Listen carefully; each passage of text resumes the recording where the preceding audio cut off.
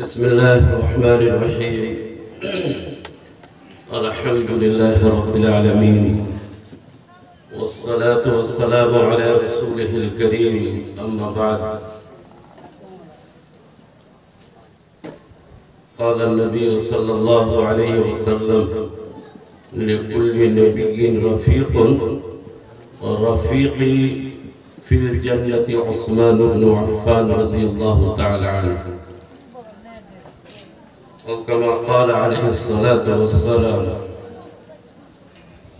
وقال الله تعالى: ولا تقولوا لمن يقتل في سبيل الله أموات. صدق الله العظيم. قابل احترام بزرگوں، معزز حضرات،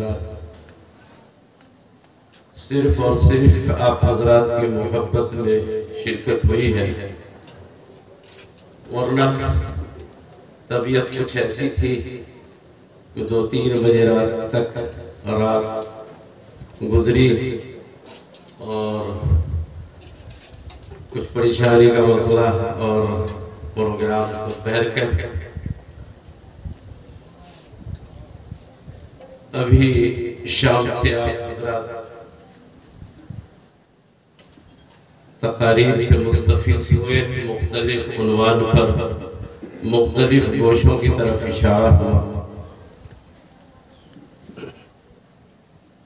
میں نے سوچا کہ چلیے مختلف عنوان پر بات ہو چکی ہے، چاہے وہ تعلیم و تربیت بچوں کی ہو، بزرگوں کے وقار اور عزت کی ہو، یا پھر ہماری اور آپ کی اجتماعی اور انفرادی زندگی میں جو فرائض ہیں، جو اللہ کے رسول نے اپنی امت کے کندھوں پر دیا ہے، جن ذمہ داریوں کو، ان ذمہ داریوں کا مسئلہ ہو، ان تمام مسائل کی طرف منتشر طریقے سے اشارہ ہوا ہے۔ یہ محرم الحرام کا مہینہ آ چکا ہے، آغاز ہو چکا ہے، اور آپ کو معلوم ہے کہ اس سے پہلے ذی الحجہ کا مہینہ ہے۔ یہ محرم الحرام اور ذی الحجہ کا مہینہ، جس کو بقرہ عید کا مہینہ اور حج کا مہینہ کہتے ہیں، یہ دونوں مہینہ ایسا گزرا ہے کہ جس کی تاریخ پڑھنے سے پتہ چلتا ہے کہ یہ مہینہ ایثار و قربانی کا ہے، یہ دونوں مہینہ شہادت کا ہے، یہ دونوں مہینوں میں ایسی تاریخ مرتب کی ہے، تمام تاریخ اس سے پیچھے گھومتی ہے اور آگے آگے یہ تاریخ چلتی ہے، اور وہ تاریخ ہے اس مہینے سے پہلے حضرت اسماعیل علیہ السلام نے جو اپنی قربانی اور ایثار اپنے والد محترم ابراہیم علیہ السلام کے ساتھ پیش کیا ہے، جس کو قرآن نے بڑے اچھے انداز میں بیان کیا، اللہ نے فخر کے ساتھ بیان کیا کہ میرے بندوں میں اسماعیل اور ابراہیم کا کہ قربانی کا جو نقشہ ہے، وہ نقشہ اس زمین پر نہ کوئی کھینچا ہے، نہ قیامت تک کھینچ سکتا ہے۔ جانوروں کی قربانی امت نے پیش کیا ہے، جانوروں کی قربانی ہر قوم نے پیش کیا ہے، لیکن اپنے بچے کی قربانی کوئی قوم نے پیش نہیں کیا ہے۔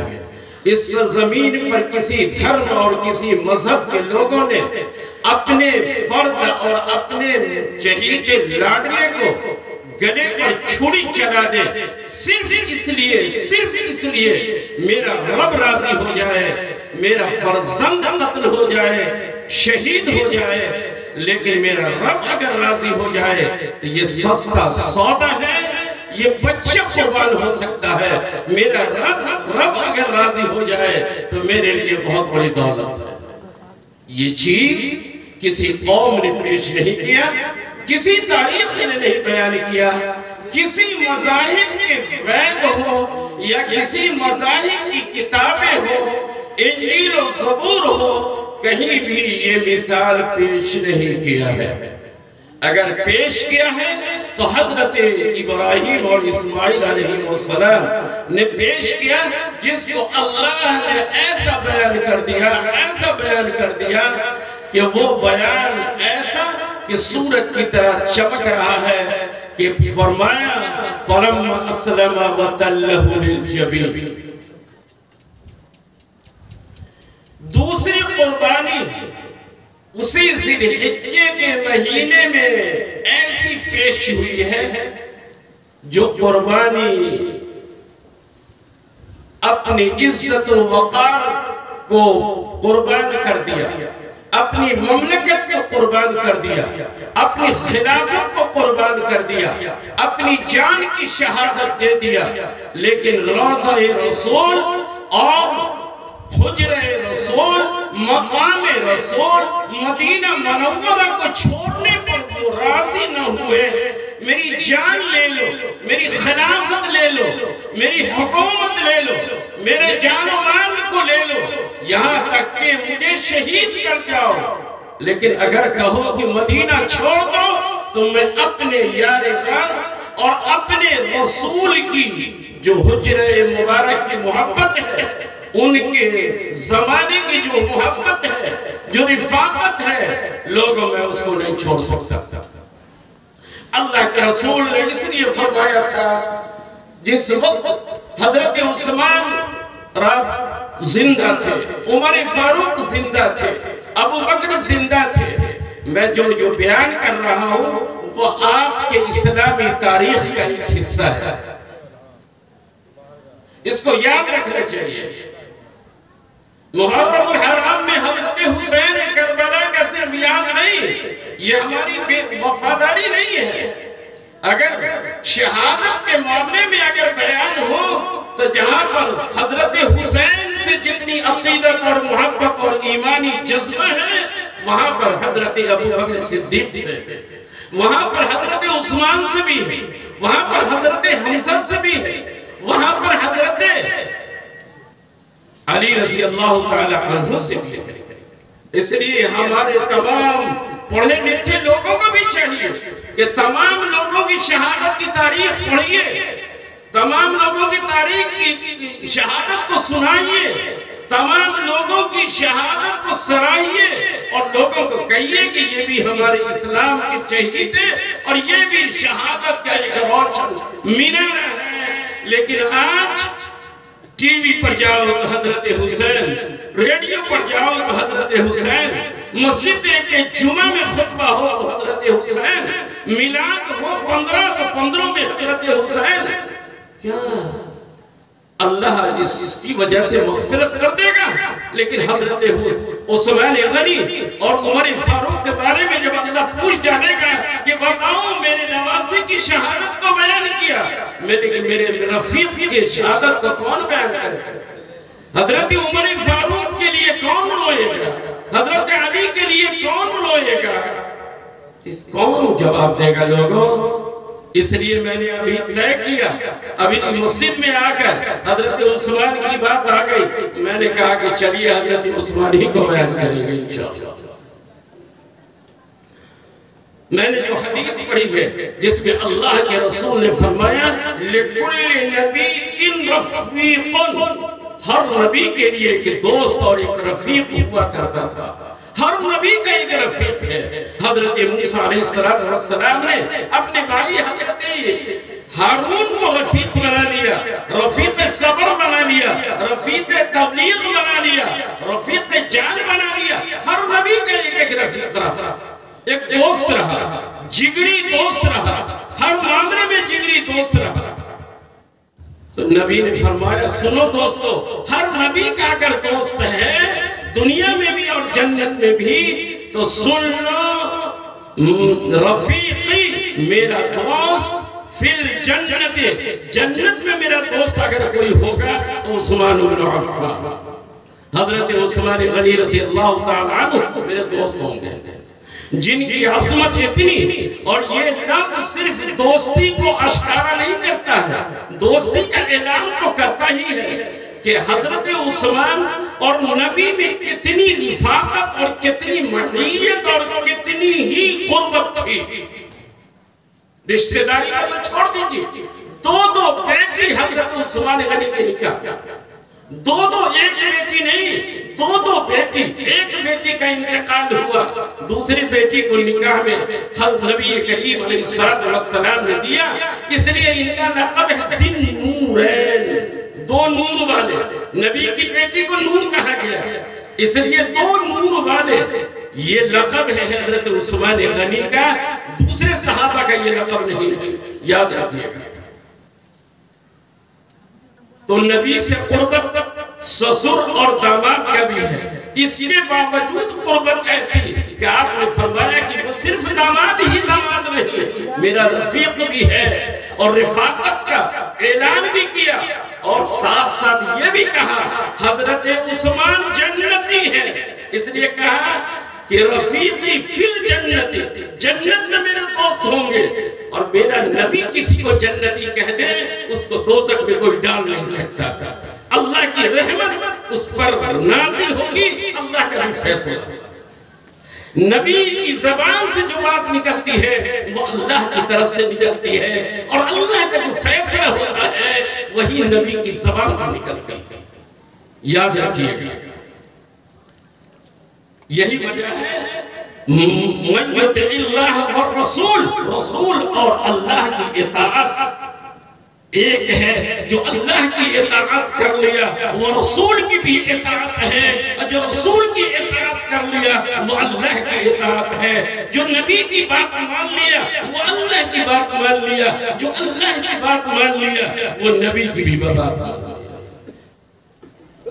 ان هو الا وحی یوحی، اللہ کے رسول نے فرمایا میں اپنی جانب سے، اپنی ذات سے کچھ نہیں کہتا، جو کچھ کہتا ہوں وہ میرا اللہ وحی کرتا ہے، القا کرتا ہے، مجھے بتاتا ہے، میں اس کو امت کو دیتا ہوں. اس لیے اللہ کی اطاعت، نبی کی اطاعت، نبی کی اطاعت اللہ کی اطاعت. تو اللہ نے اس میں دو پیغام دیا کہ معی رفیقی، میرا دوست، میرا رفیق حضرت عثمان ہے. دوسری کہاں؟ جنت میں. اگر صرف کہتا ہے صرف میرا دوست ہے تو دنیا کہتے ہیں کہ دنیا میں دوست ہے، لیکن حضرت عثمان کا کیا ہوگا؟ اللہ نے ساتھ کہہ دیا فی الجنہ، ارے جنت میں میرا دوست ہے. تو دوسرا پیغام یہ کیا کہ حضرت عثمان جنت میں. عشرہ مبشر میں یہ بھی ہے. بہر یہ حضرت عثمان غنی رضی اللہ تعالی عنہ کی ذات ہے. یاد رکھیے کہ تیسرے خلیفۃ المسلمین حضرت عثمان غنی، حضرت عثمان غنی رضی اللہ تعالی عنہ. رشتے کے اعتبار سے میں نے بتلا دیا کہ وہ کون ہے عثمان غنی رضی اللہ تعالی عنہ. آئیے حضرت عثمان غنی رضی اللہ تعالی عنہ کی شخصیت پر کچھ بات کرتے ہیں، تب ان کی شہادت پر بات کریں گے. حضرت عثمان غنی رضی اللہ تعالی عنہ وہ شخصیت ہے جو غنی کا لقب صرف مالداری کی بنیاد پر نہیں پڑا تھا، بلکہ مال سے بے نیازی، مال آتا گیا، اس کی کوئی اہمیت نہیں تھی اپنی زندگی کے اندر. اس لیے غنی کے مارے بے نیاز، اس کی کوئی اہمیت نہیں. حکم ملا، پورے مال کو خرچ کر دیا. آیا مال، تاجر تھے، مال آتا تھا، بڑے مالدار تھے. کوئی اکی دکی ان کی تجارت نہیں تھی، بڑی تجارت تھی. لیکن اسلام کے اوپر جو قربانی دی ہے مال کے اعتبار سے حضرت عثمان غنی رضی اللہ تعالی عنہ مثال نہیں پیش کر سکتے. مدینے میں پانی کی کمی تھی، کھارا پانی، نمکین پانی آ رہا تھا. سبھی لوگ مجبوراً وہی پی رہے تھے.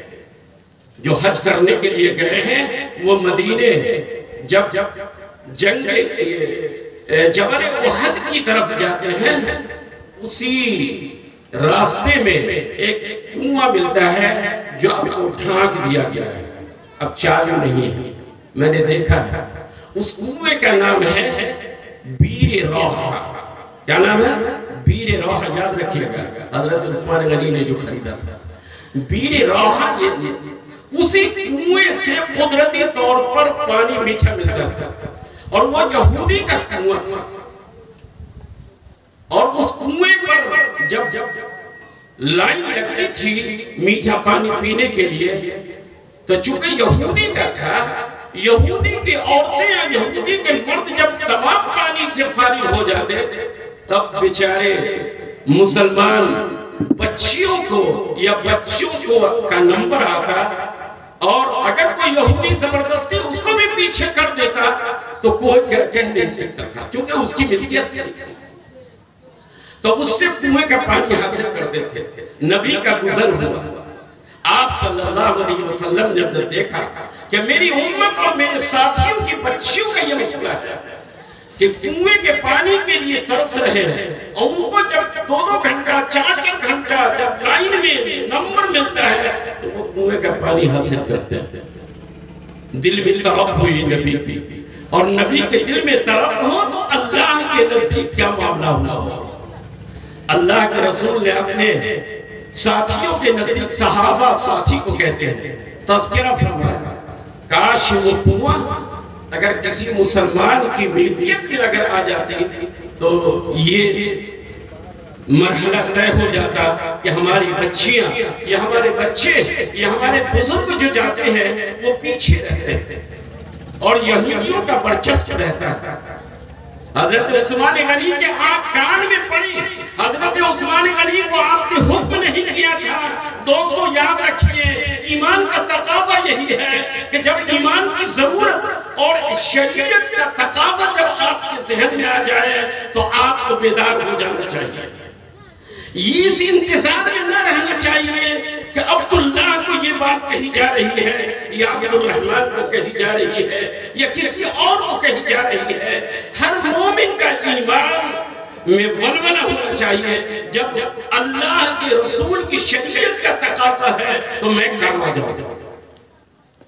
فَاسْتَبِقُوا الْخَيْرَاتِ، نیکیوں میں ہم سبقت کر جائے۔ یہ صحابہ کا وطیرہ تھا، صحابہ کا یہ معاملہ تھا۔ بہر کے اللہ کے رسول نے اپنی مرضی رکھ دیا صحابہ کے درمیان، تمام صحابہ اس کو سن رہے تھے، تمام صحابہ کی ایمانی حرارت کود رہی تھی، کاش وہ کنویں کو ہم خرید لیں، لیکن وہ کنواں بھی مدینے کا انوکھا، اس کی قیمت بھی ہوگی تو وہ مانی قیمت ہوگی۔ اگر 2-4 تالاب ہو جائے تو چلو یہ تالاب نہیں وہ تالاب خریدا جائے گا، لیکن اگر ایک ہی تالاب ہو تو کیا حال ہوگا۔ حضرت عثمان غنی کا ایمان انگرائی لینے اندر سے اضطرابی کیفیت ہوئی، اندر سے ایسا اضطراب کی لگ گئی اس کنویں کے پیچھے۔ نبی کا صرف اعلان، نبی کو کچھ پتا نہیں، لوگ کہتے ہیں عالم الغیب تھے، نبی کو کچھ پتا نہیں کہ عثمان غنی کے دل میں کیا کیا گزر رہی ہے۔ گرچہ وہاں پر کہیے کہ عمر فاروق کے دل میں بھی گزر، حضرت ابوبکر صدیق کے دل میں بھی انگرازی لے رہی تھی، علی کے دل میں بھی انگرازی لے رہی تھی، مغیرہ ابن شعبہ کے دل میں انگرازی لے رہی تھی، لیکن اتنا پیسہ کسی کے پاس اس وقت موجود نہیں تھی۔ حضرت عثمان غنی کے دل میں اضطرابی کیفیت ہے۔ آج تو ہم لوگ جہاں کچھ دین کا کام مسئلے بنی ہے، اگر کوئی 5 لاکھ روپیہ دیا ہے تو اس کے دل کے اندر ایک تکبر، ایک شیطانی ہم اتنا دیا، لیکن صحابہ نہیں، کچھ بھی دے دیتے، اپنے آپ کو کہتے ہم کچھ نہیں، بولنا تو چھوڑ دیجئے، اپنے دل میں کہتے ہم کچھ نہیں کیا، جو حق تھا وہ حق ادا نہ کیا۔ لیکن یہی فرق ہے ہم میں اور صحابہ، ان کے ایمان میں ہمارے ایمان میں یہی فرق ہے۔ حضرت عثمان غنی رضی اللہ تعالیٰ عنہ پتہ لگانے لگے اور چہل چہل کر پتہ لگانے لگے وہ کنواں کس کا ہے، پتہ چلا فلاں غنی کا، پھر یہ پتہ لگانے لگے وہ یہودی بیچے گا اور بیچے گا تو کیسے بیچے گا؟ بیچنے پر آمادہ ہم کیسے کریں گے؟ دیکھیے طلب کیسی ہے، صرف ایسے ویسے نہیں، لگا دیا لوگوں کو۔ میرے نبی کی خواہش ہے، ایک ہی بات تھی، میرا نبی چاہ رہا ہے وہ کنویں کو، عثمان غنی جو بھی کرے لیکن کنواں کو حاصل کرے، میرے نبی کا رضا مل جائے، خدا کی رضا مل جائے۔ ان کو تو رضا کی ضرورت تھی، رضا مصطفیٰ اور رضا الہی ایک بہت بڑی دولت تھی۔ حضرت عثمان غنی رضی اللہ تعالی عنہ پتہ لگانے میں اور پھر اس کو بیچنے پر آمادہ کرنے میں کامیاب ہو گئے، لگا دیا لوگوں کو، کامیاب ہو گئے۔ اب اس کے بعد یہ پتہ چلا کہ وہ یہودی فروخت کرے گئے، اب چلے گئے سامنے کہ یہودی فروخت کرے گا تو کتنی قیمت پوچھو، اور جو معاملات ہیں سامنے آمنے کرو، یہ کنواں ہے اور اس کا ثمن یعنی قیمت کیا ہے۔ یہودی تو سمجھ رہا تھا کہ پورے مدینے میں، یہ پورے عرب میں اس طرح کا کنواں نہیں پایا جاتا ہے، تو وہ بالکل بے توجہی کے ساتھ کہا کنواں خریدے گا، کون خریدے گا؟ تو کہا کہ عثمان ابن عفان کا بیٹا خریدے گا۔ کہا کہ اچھا خریدے گا، کتنی قیمت، اس کی قیمت دے دے گا؟ عثمان غنی نے کہا قیمت تو بولو، کتنا قیمت؟ لوگ کہتے ہیں کہ حضرت عثمان غنی کمزور تھے، عثمان غنی رضی اللہ تعالیٰ عنہ اور پوچھو کتنی قیمت؟ وہ یہودی سوچ کر اتنی قیمت بتلایا کہ وہ سوچا کہ یہ چٹائی پر سونے والا، اونٹ چرانے والا اور اونٹ پر چڑھنے والا، یہ مومن ایمان والا کیسے قیمت دے گا؟ سمجھا؟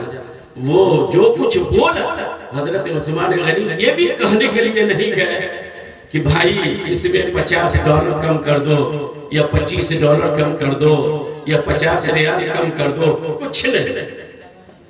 اس کے منہ سے جو بات نکلی، حضرت عثمان غنی نے پوٹلی باندھا، باندھنے کے بعد اس یہودی کو دے دیا۔ 2 گواہ وہاں پر موجود، سن لو میرا معاملہ، اس یہودی کا معاملہ ٹھوس مکمل، اور یہ ثمن یعنی قیمت اس کو ہم دے رہے ہیں، یہ کنواں میں نے خرید لیا۔ کیا جی؟ یہودیوں کو آپ نے شہادت میں رکھا۔ یہودی تو جھوٹے ہوتے ہیں، مکار ہوتے ہیں، آج بھی جھوٹے ہیں اور مکار ہیں، اس زمانے میں بھی مکار تھے، اس لیے آپ نے یہودیوں کو بھی گواہ رکھا، ایمان والوں کو بھی گواہ رکھا۔ بیع مکمل ہو گئی۔ اب بیع مکمل جب ہو گئی، خرید و فروخت ہو گیا، قیمت وہ پکڑ لیا، مت پوچھئے مسلمانوں کے دل کے اندر ایک جشن ہو گیا۔ شادی میں کیا خوشی ہوگی، اور کسی کو 5 کروڑ اور 50 کروڑ روپے مل جائے، اس میں کیا خوشی ہوگی۔ اس دن جو مدینہ کے مسلمانوں میں دل میں جو خوشی ہوئی، لوگ مت پوچھو، بیان کے قابل نہیں ہے، بڑی خوشی ہوئی۔ ایک نبی کی خواہش تھی، ایک مومن مرد عورت کی ضرورت تھی، 2 چیز، نبی کی رضا اور پسندیدگی کی تکمیل ہو رہی ہے، اور ضروریات ایمان والوں اور والیوں کی وہ تکمیل ہو رہی ہے، بڑی خوشی ہوئی۔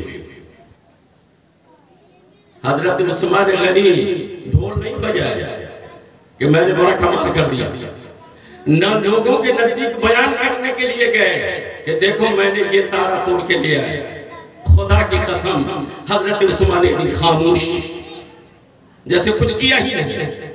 جن لوگوں نے سنا تھا ان کے دلوں کے اندر جو خوشی ہوئی، رفتہ رفتہ آقا محمد صلی اللہ علیہ وسلم کی مجلس میں تشریف لائے سب لوگ، اور اس کے بعد ادب کی دنیا کی ایسی مضبوط تھی کہ سچ بات اور حق بات بھی ادب سے نبی کے سامنے جلدی صحابہ نہیں بولتے تھے۔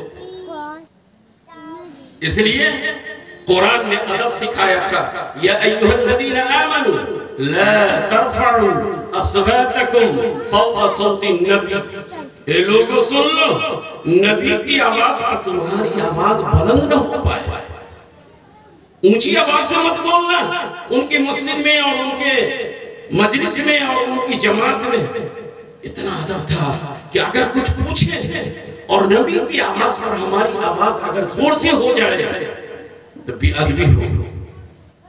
یہ تھا شریعت کا مزاج، اللہ نے ادب سکھایا تھا۔ اور یہ ادب نبی کی زندگی تک نہیں ہے بلکہ یہ قیامت تک کے لیے ہے کہ جہاں نبی کی بات ہو رہی ہے، نبی کی شریعت کی بات ہو رہی ہے، شریعت کی بات بولنے والے کے نزدیک اپنی آواز بلند نہ کیا جائے۔ یہ سنت، آواز کو نیچا رکھنا سنت ہے۔ لہذا صحابہ کھیلتے ہوئے نہیں آئے، نعرہ لگاتے ہوئے نہیں آئے۔ اگر ہم لوگ آج رہتے وہاں اور جیسے کنواں خریدا گیا تو بعد اتنی سے انقلاب زندہ باد کرتے ہوئے آئے کہ یہودی کو ہرا دیا۔ لیکن کچھ جب صحابہ جمع ہوئے تو اللہ کے رسول سے فرمایا، اللہ کے رسول ایک خوشخبری ہے۔ اللہ کے رسول نے کیا ہے کہا کہ الحمدللہ بیر روحہ، بیر کہتے ہیں کنواں کو عربی میں، بیر روحہ تو حضرت عثمان نے خرید لیا، سودا مکمل ہو چکا ہے، بیع مکمل ہو چکی ہے۔ اللہ کے رسول کے چہرے پر خوشی کی لہر دوڑ گئی اور فرمایا الحمدللہ، اللہ کا بہت بڑا شکر ہے کہ آج عثمان نے اس کنویں کو خرید لیا ہے۔ حضرت عثمان اسی محفل میں بیٹھے ہوئے، پیچھے بیٹھے ہوئے دوسرا بول رہا ہے اور اپنے خاموش۔ حضرت عثمان غنی رضی اللہ تعالیٰ عنہ کے کان میں گیا کہ نبی کو معلوم ہو چکی ہے یہ بات کہ میں نے کنواں خرید لیا ہے، تو فوراً اٹھے وہاں سے اور قریب ہونے کے بعد فرمایا، اے اللہ کے رسول میں کچھ عرض کرنا چاہتا ہوں۔ بتائیے، اگر ہم لوگ ہوتے تو کرسی مانگتے کہ اتنا بڑا کام کر کے آئے ہم کو کرسی دیجیے، لیکن زانوِ ادب سے بیٹھ گئے۔ فرمایا اللہ کے رسول کچھ عرض کرنا چاہتا ہوں۔ کیا کہ اللہ کے رسول عثمان غنی نے تو ضرور خریدا ہے اس بیر روحہ کو، لیکن عثمان غنی کی ملکیت میں وہ کنواں نہیں رہے گا۔ اے اللہ کے رسول میں اس کنویں کو آپ کی امت کے لیے وقف کر دیتا ہوں۔ اور فرمایا کہ اس کنویں کو آپ کی امت کے لیے وقف کر دیتا ہوں۔ اللہ کے رسول کا چہرہ اور کھل گیا کہ ایک ملکیت میں نہیں رہا کہ کوئی کہتا ہے کہ عثمان کا کنواں ہے، بلکہ امت کا کنواں ہو گیا، قیامت تک کے لیے امت کا وہ کنواں ہو گیا۔ یہ ہے حضرت عثمان کی شخصیت اور حضرت عثمان رضی اللہ تعالی عنہ کی حقیقت۔ آپ نے وہ بھی کام کیا۔ آپ کو پتہ ہوگا کہ نبی کریم علیہ السلام ہجرت کر کے مدینہ آئے تھے اور پھر آپ نے خواب دیکھا کہ میں خانہ کعبہ کا طواف کر رہا ہوں۔ خواب پے در پے آنے لگا تو آپ صلی اللہ علیہ وسلم نے صحابہ سے تذکرہ کیا کہ میں خواب دیکھ رہا ہوں کہ خانہ کعبہ کا میں طواف کر رہا ہوں۔ ایک دن وہ واقعہ ہے کہ آپ نے صحابہ سے فرمایا، اے صحابہ میں عمرہ کرنے کے لیے جا رہا ہوں، حج کا وقت نہیں، اور پابندی تھی مشرکین مکہ کہ ہم آنے نہیں دیں گے، لیکن صحابہ سے فرمایا میرا دل تڑپ رہا ہے اس بیت اللہ کو دیکھنے کے لیے اور طواف کرنے کے لیے۔ بار بار خواب میں دیکھ رہا ہوں کہ قربانی کر رہا ہوں، کہیں کہیں دیکھ رہا ہوں کہ طواف کر رہا ہوں، اللہ کا حکم ہے میں جاؤں گا۔ صحابہ ساتھ ہو گئے، اللہ کا رسول میں بھی چلوں گا، سب لوگ چلے گئے۔ اور آپ جب گئے تو ایک پہاڑ ہے حدیبیہ، وہاں پر آپ نے پڑاؤ ڈالا، شام ہو گئی اور قریب تھا مکہ کے قریب وہ پہاڑ ہے۔ قریش کے جب معلوم ہوا تو انہوں نے تیاری کر لی جنگ کی کہ محمد آ رہے ہیں، ان کو آنے نہیں دیا جائے گا، ان کو طواف کرنے نہیں دیا جائے گا، ان کو مکہ میں داخل ہونے نہیں دیا جائے گا۔ اتنا بڑا ظلم، ایک تو گھر سے تم نے نکالا، دولت سے تم نے محروم کر دیا، میرے مکان پر قبضہ کر لیا، سب کچھ برداشت، اب وہاں پر صرف اللہ کے گھر کا طواف کرنے جا رہے ہیں، اس کو بھی کہہ رہا ہے نہیں۔ عثمان غنی رضی اللہ تعالی عنہ وہاں پر موجود، سبھی لوگ موجود، آپ نے وہاں سے مکہ مکرمہ کی طرف سے کچھ لوگ آئے، پہلے ایک آئے، انہوں نے کہا کہ کیا بات ہے محمد، آپ پر تو پابندی ہے، آپ کیوں ایسا کر رہے ہیں؟ دوسرا شخص آیا، تیسرا شخص آیا، اور اللہ کے رسول کہا کہ میں نہ لڑنے کے لیے آیا ہوں اور نہ لڑائی کرنے کے لیے آیا ہوں، میں صرف طواف زیارت کے لیے آیا ہوں، طواف کعبۃ اللہ کے لیے آیا ہوں۔ لیکن یہ لوگ نہیں مانے۔ حضرت عثمان غنی رضی اللہ تعالیٰ عنہ کو سفیر بنایا، کسی کو نہیں، حضرت عثمان غنی کو سفیر بنایا۔ اے عثمان، قریش میں جاؤ، آپ کا خاندان ہے، آپ کو لوگ بہت ہی اچھی طریقے سے، جب اللہ عثمان غنی رضی اللہ تعالیٰ عنہ چونکہ مکہ میں بھی تھے تو ایمان سے پہلے بھی غنی تھے، غریبوں کی بڑی مدد کرتے تھے، یتیموں کی مدد کرتے تھے، شادی بیاہ نہ جانے کروڑ شادی بیاہ کرواتے تھے۔ اس لیے قریش مکہ حضرت عثمان کو بہت مانتا تھا کہ یہ ان کا احسان ہے، اس لیے نبی نے حضرت عمر کو نہیں بھیجا، ابو بکر صدیق کو نہیں بھیجا، حضرت عثمان کو فرمایا کہ ان مشرکین مکہ پر اے عثمان تیرا احسان ہے، اور وہ احسان کو وہ لوگ مانتے ہیں، اس لیے تم جاؤ اور ان کو آواز دے دو، پیغام دے دو کہ میں لڑنے کے لیے نہیں آیا ہوں، صرف بیت اللہ کا طواف کر کے چلا جاؤں۔ حضرت عثمان غنی رضی اللہ تعالیٰ عنہ ہو گیا، اور تمام لوگوں نے دیکھا تو حضرت عثمان غنی کا استقبال کیا، عثمان غنی آ گئے، ان کا تو احسان ہے، یہ تو بہت اچھے آدمی ہیں، کھلایا پلایا رکھا۔ حضرت عثمان غنی نے پیغام دیا اپنے آقا محمد صلی اللہ علیہ وسلم کا کہ میرے آقا صرف زیارت کے لیے آئے ہیں، مکہ میں رہنے کے لیے نہیں آئے ہیں، مکہ میں تمہاری دولت کو لینے کے لیے اور جنگ کے لیے نہیں ہے، صرف کعبۃ اللہ کا طواف۔ لیکن ان لوگوں نے عثمان غنی رضی اللہ تعالیٰ عنہ کو منانے پر کہ ان کو مناؤ کہ وہ واپس جائیں، ابھی نہیں ان کو ہم آنے دیں گے، ہمارے یہاں اتفاق نہیں ہے۔ کچھ لوگ متفق بھی ہو، لیکن بڑے بڑے جو ان کے پادری تھے انہوں نے اجازت نہیں دی۔ اسی میں کیا ہو گیا، کسی منافق نے، کسی شخص نے نبی کریم علیہ السلام کے پاس اور ان کے جماعت میں ایک آواز، ایک خبر پھیل گئی کہ عثمان غنی کو سب لوگوں نے مل کر قتل کر دیا۔ کیا کر دیا؟ قتل کر دیا۔ اب صحابہ میں بڑا ہی ہنگامہ کہ حضرت عثمان غنی کو قتل کر دیا، یہ تو آج کا نہیں اس وقت کا بھی قانون تھا کہ کسی بھی ملک کا سفیر کسی ملک میں جاتا ہے اس کو قتل نہیں کیا جائے گا، دشمن کا سفیر بھی ہے تو واپس تو کیا جائے گا، قتل نہیں کیا جائے گا۔ آج بھی وہی قانون ہے کہ امریکہ کا اگر سفیر ہندوستان میں ہے تو امریکہ سے چاہے لڑائی ہو جائے لیکن ہندوستان والا اس کو واپس کر سکتا ہے، قتل نہیں کر سکتا ہے۔ یہ قانون آج 1500 سال پہلے سے آج تک ہے۔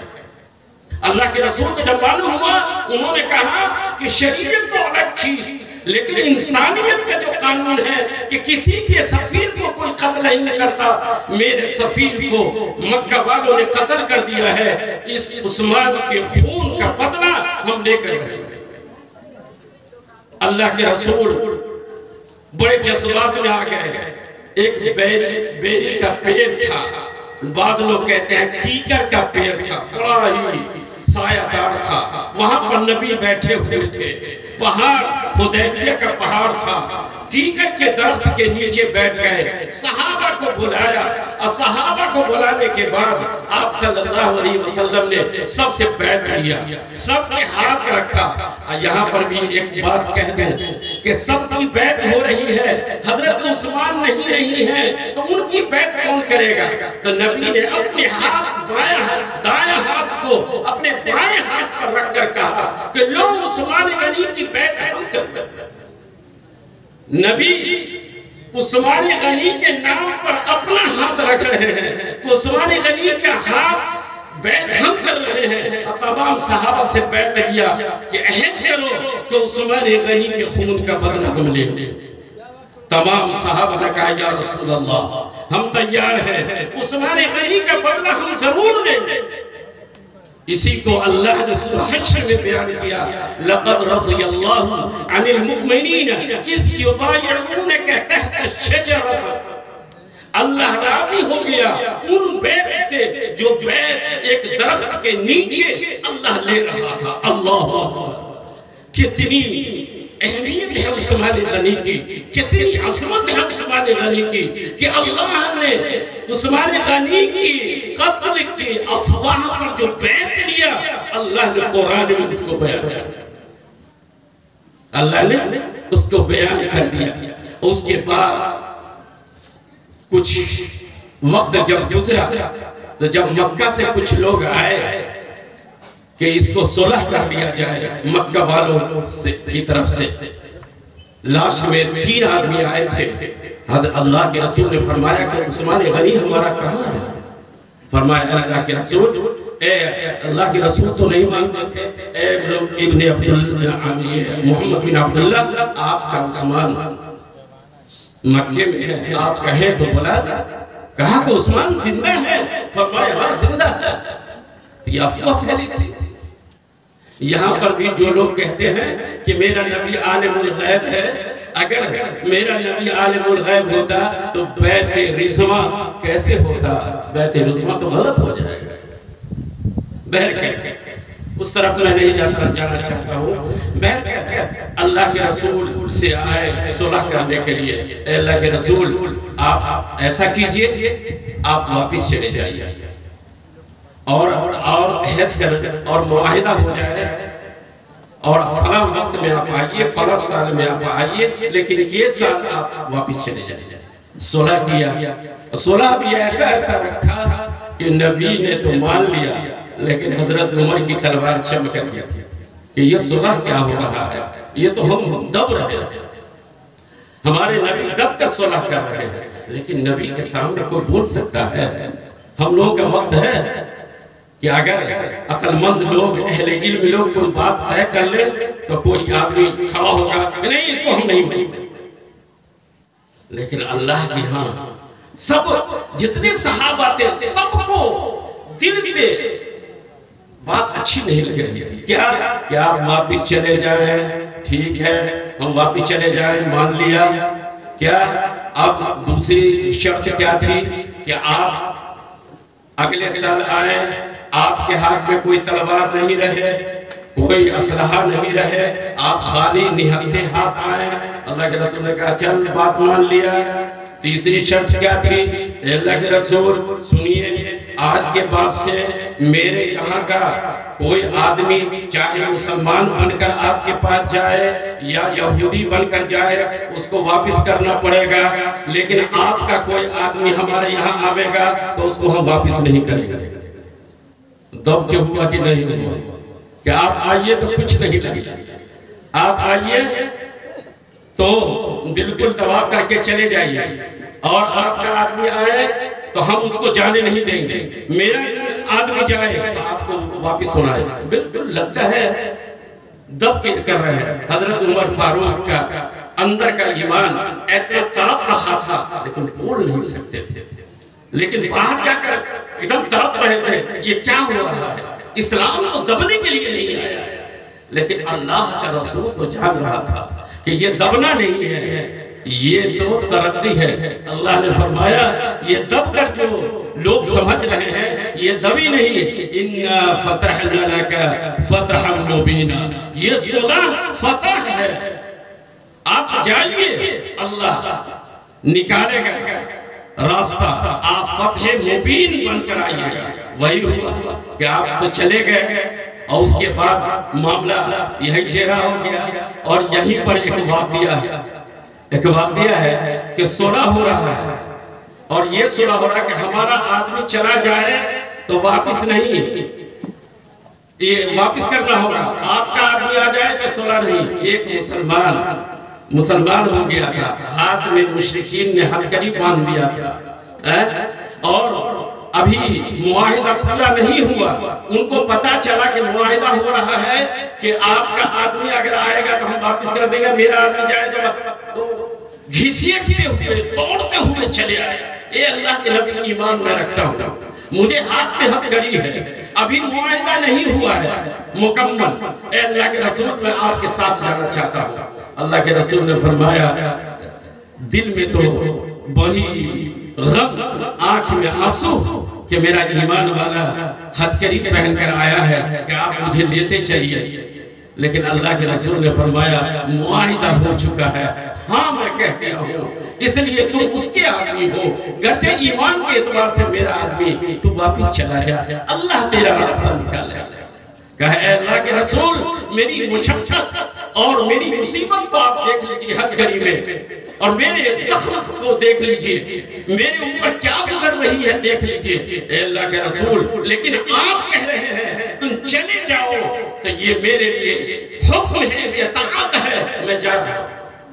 لے جا کر پٹائی کیا، لے جا کر مصیبت میں مبتلا کیا، لیکن اللہ کے رسول نے کہہ دیا کہ وقت آئے گا، لہذا وہ وقت آیا کہ معاہدہ ان لوگوں نے توڑا، اور توڑنے کے بعد جب ٹوٹ گیا معاہدہ، تب اللہ کے رسول نے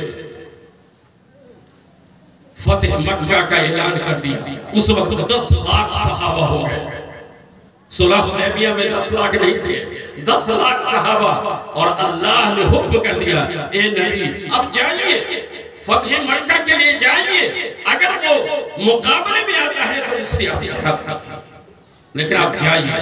اللہ کے رسول نے فرمایا اب کوئی کچھ بات نہیں، چلو اب بیت اللہ کا ہم طواف کریں گے، اور ایسے شاہانہ طریقے سے آئے کہ حضرت علی کو ایک جھنڈا، حضرت عبداللہ ابن زبیر کو ایک جھنڈا، حضرت عبداللہ ابن عمر کو ایک جھنڈا، سب کی خیمہ بٹ دیا، ہر ایک کو جماعت الگ الگ کر دیا کہ چلاؤ، اور زبان پر سبحان اللہ و بحمدہ سبحان اللہ العظیم کہ نعرہ بلند کرو، اللہ انقلاب زندہ باد نہیں، سبحان اللہ و بحمدہ کا ذکر کرتے ہوئے چلو۔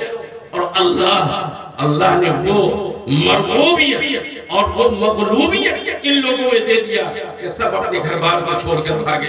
ابھی سفیان بیٹھا کھڑا ہوا، سب لوگ بھاگے، اور شاہانہ طریقے سے حج بیت اللہ کیا۔ یہ عثمان غنی اس وقت بھی ایسے تھے کہ اللہ کے رسول نے یہ رفعت و مقام عطا کیا تھا۔ دوستو یاد رکھیں، یہی ہے حضرت عثمان۔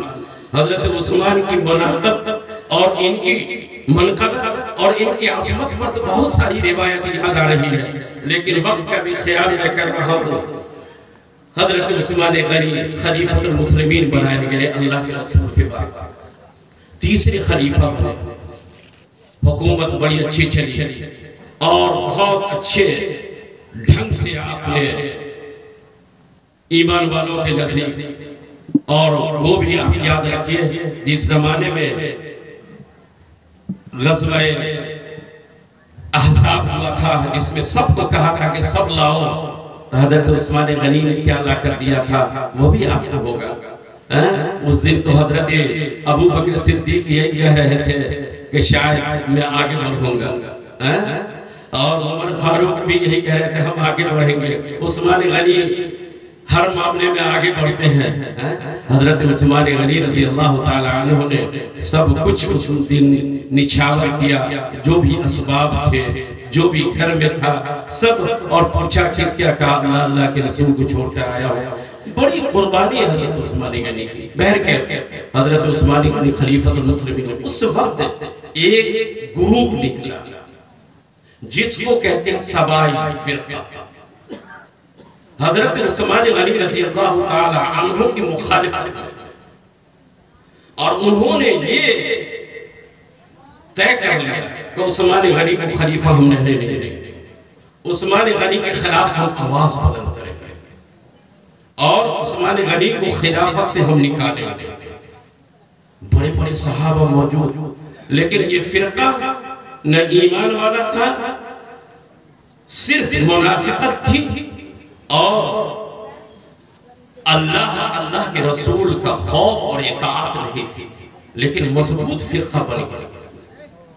مضبوط فرقہ بنا حضرت عثمان غنی آغاز جو ہوا تو خطبہ دے رہے تھے۔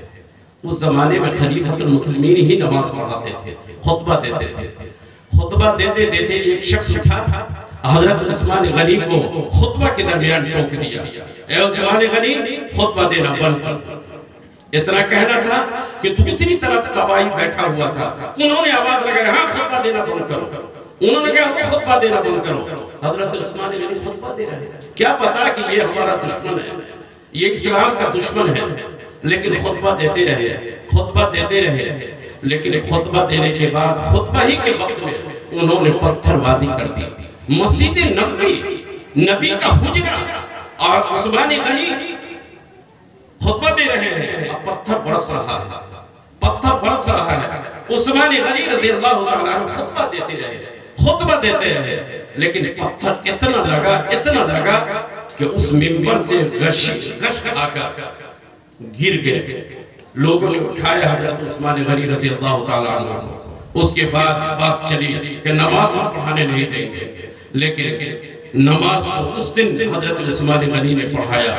اس کے بعد ایک بوال مچ گیا، بوال مچ گیا، مدینے کی گلیوں میں ایک بوال، ایک منافق، ایک سبائی کا ایک پوری جماعت نوجوان کو تیار کیا حضرت عثمان غنی کے خلاف۔ اس کے بعد آواز اٹھایا کہ آپ پانچوں وقت کی نماز ہم پڑھانے نہیں دیں گے، دوسرا امام نماز پڑھائے گا۔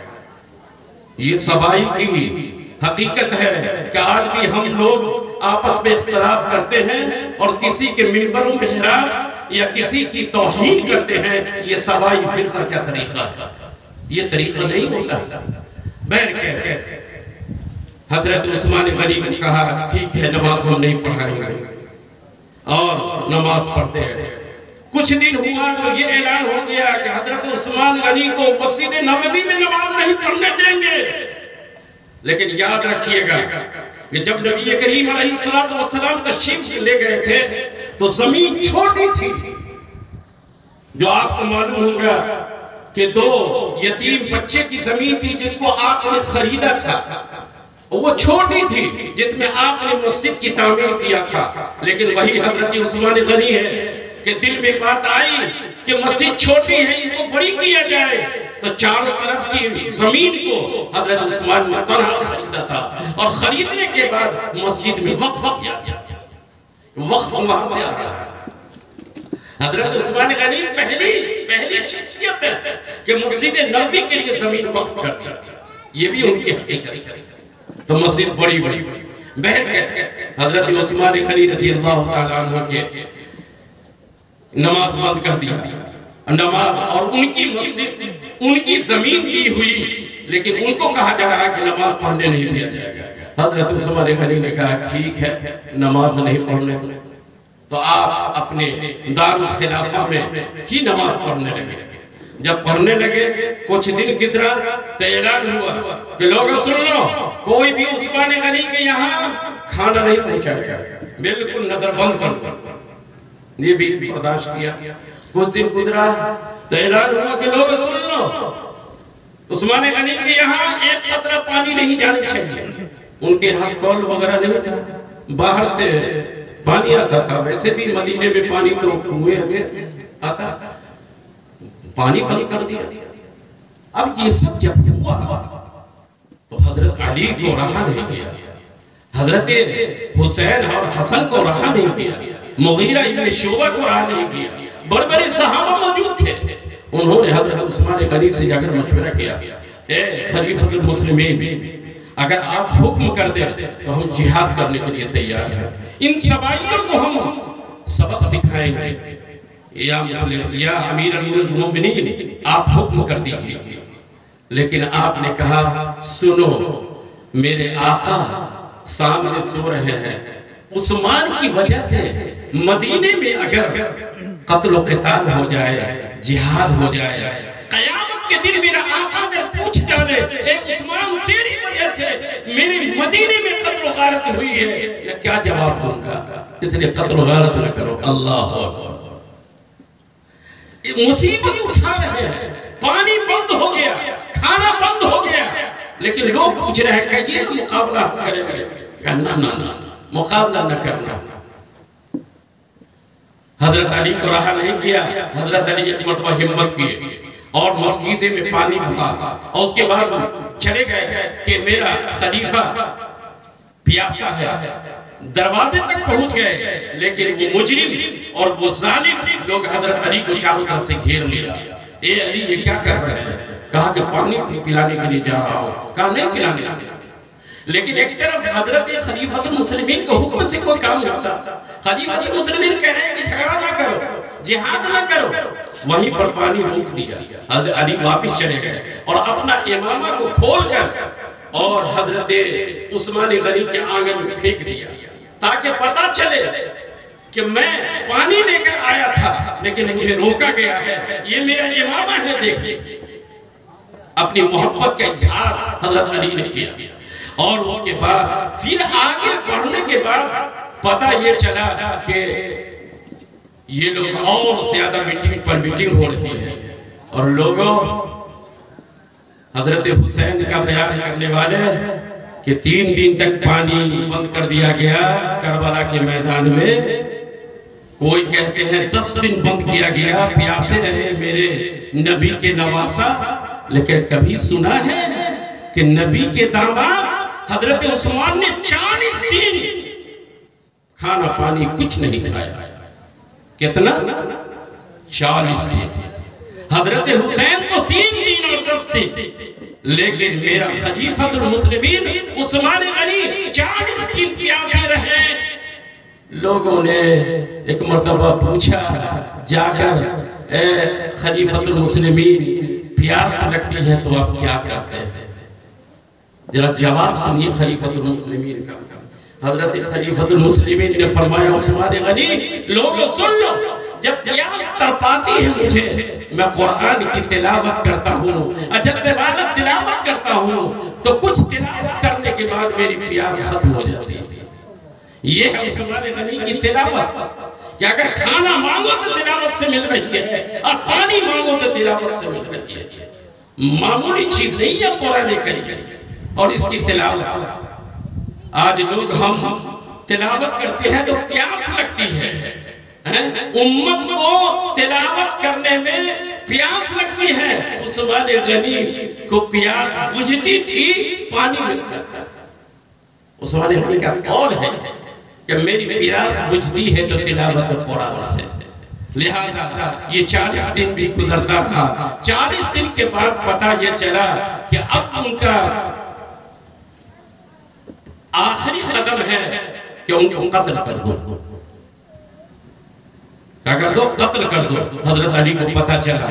حضرت علی نے اپنے دونوں بیٹا کو حضرت زبیر رضی اللہ تعالیٰ عنہ عبداللہ ابن زبیر کو, حضرت عمر فاروق نے حضرت عبداللہ ابن عمر خود بخود آئے عمر رضی اللہ تعالیٰ عنہ تشریف لے گئے. بہر کے عبداللہ ابن سب لوگ آگے, عبد الرحمن ابن ابو بکر صدیق وہ بھی آیا.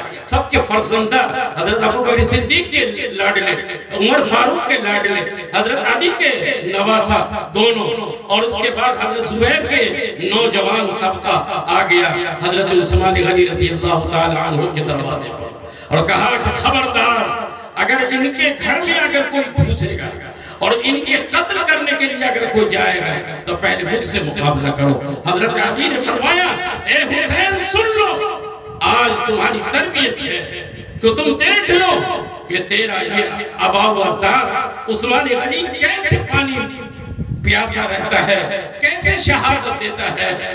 گویا کہ حضرت حسین کی تربیت ہو رہی تھی چونکہ کربلا کے میدان میں حضرت حسین کو یہی ہونے والا تھا. اس لیے دروازے پر کھڑا کیا, کہا کہ اندر نہیں کوئی جانے پائے اور تم لوگ یہی رہو. اور اگر زیادہ کوشش کریں کہ تم اپنی جان کی قربانی کر دو، لیکن عثمان غنی کو کچھ ہونا نہیں چاہیے۔ حضرت عائشہ صدیقہ نے خبر بھجوایا کہ خبردار میرے عثمان کو کچھ نہ ہو پائے۔ لیکن ایک طرف آپ کے دل میں آتا ہوگا کہ اتنے بڑے بڑے لوگ تھے، عثمان غنی رضی اللہ تعالیٰ عنہ کے پاس اتنی بڑی تعداد مسلمانوں کی تھی، طاقت تھی، قوت تھی، اگر چاہتے تو وہ مٹھی بھر ظالم کو برباد کر سکتے تھے۔ لیکن خلیفۃ المسلمین کا ایک ہی جملہ تھا کہ مدینے میں قتل و قتال ہم نہیں ہونے دیتے۔ اس لیے سب لوگ خاموش تھے، لہٰذا ایک وہ وقت بھی آیا، اب میں مختصر کر رہا ہوں، لمبا ہے، وہ وقت آیا کہ ان سبائی فرقہ کہتے ہیں اس کو، سبائیوں نے عہد کر لیا کہ آج ان کو قتل کر دینا ہے۔ تو دروازے تو نہیں گھسا، لیکن پیچھے عقب سے، یعنی جس کو آپ پچھوارہ کہتے ہیں، عقب سے وہ حملہ کیا اور چھت کو پھاڑتے ہوئے اندر گھسا، اور گھسنے کے بعد حضرت عثمان غنی رضی اللہ تعالیٰ عنہ کو شہید کیا۔ جس وقت شہید کیا ہے، روایت میں آتا ہے کہ اللہ تعالیٰ کے قرآن کو، کلام کو وہ پڑھ رہے تھے، پہلا پارہ آخری رکوع، فَسَيَكْفِيكَهُمُ اللَّهُ وَهُوَ السَّمِيعُ الْعَلِيمُ، یہی لفظ پڑھا اور شہید کر دیا۔ کیا معنی ہے؟ فَسَيَكْفِيكَهُمُ اللَّهُ، تمہارے لیے اللہ کافی ہے، اور اللہ سن رہا ہے اور دیکھ رہا ہے، شہید ہو گئے۔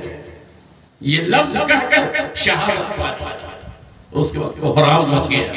دوستو، یہ ہے حضرت عثمان کی شہادت، یہ ہے حضرت عثمان کی حقیقت، یہ ہے مظلوم کی حقیقت کہ اپنے آپ کو تو قربان کر دیا، مصیبتوں میں مبتلا ہو گئے، تمام تکالیف کو برداشت کر لیا، تمام مصائب کو آپ نے درگزر کر دیا، لیکن نبی کی محبت اور نبی کے شہر کو آپ نے جنگ و جدال ہونے سے بچا دیا۔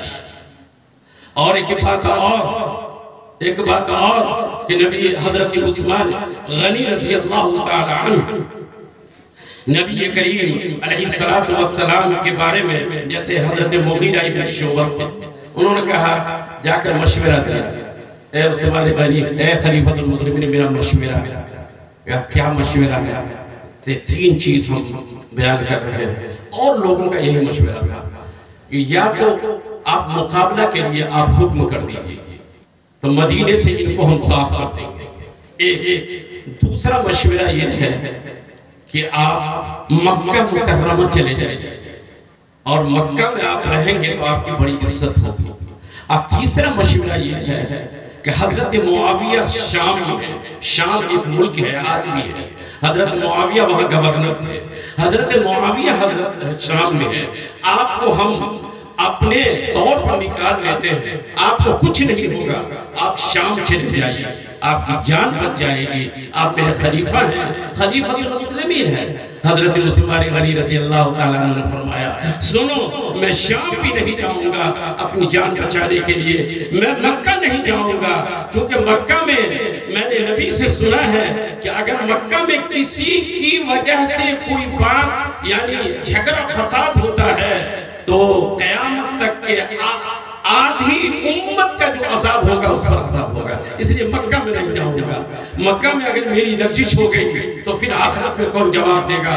تیسری بات یہ کہ میں اس شہر کو نہیں چھوڑتا ہوں کہ میرے سامنے میرے نبی لیٹے ہوئے ہیں، میری محبت ان سے نہیں چھوٹ رہی ہے، میں دور نہیں جانا چاہتا ہوں۔ اگر عثمان کی موت ہوگی تو یہاں ہوگی، کیوں؟ اس لیے میرے نبی نے فرمایا تھا، کیا فرمایا تھا؟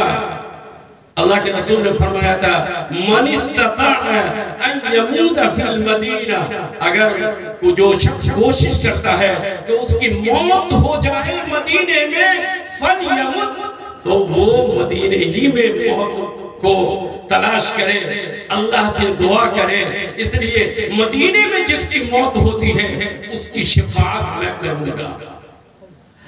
انہوں نے فرمایا کہ میری کان نے سنا ہے کہ میرے نبی نے فرمایا کہ مدینے میں جس کی موت ہو جائے اس کی شفاعت میں کروں گا.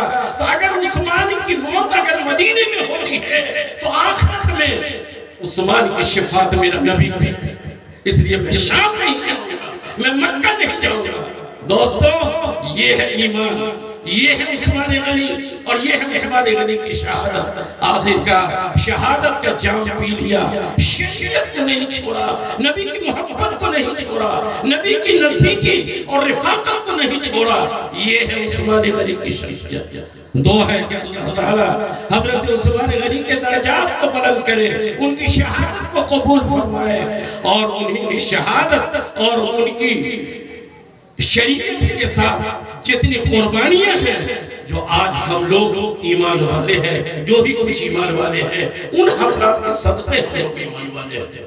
تو ہم تمام شہیدوں کو نذرانہ عقیدت پیش کرتے ہیں, اور محرم الحرام چل رہا ہے, اس میں آپ تو مختلف شہیدوں کے بارے میں آپ سنیں گے.